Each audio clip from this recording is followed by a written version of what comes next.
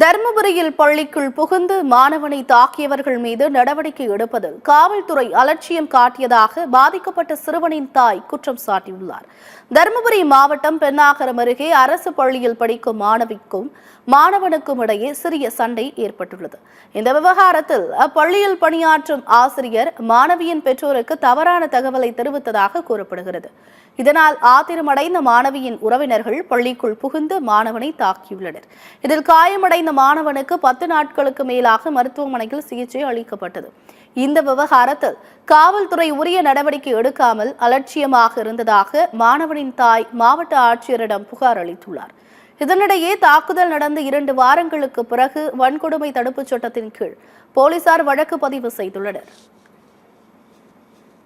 பெரியவங்களை சின்னங்களை எல்லாத்தையுமே பண்ணா சித்திரவதெல்லாம் பண்றாங்க, அடிக்கிறாங்க, உழைக்கிறாங்க. எங்களுக்கு அந்த ஊர் இருக்கவே முடியல. எங்களை வேற பங்கு எடுத்து ஆட்டி விட்டுருங்க சார்.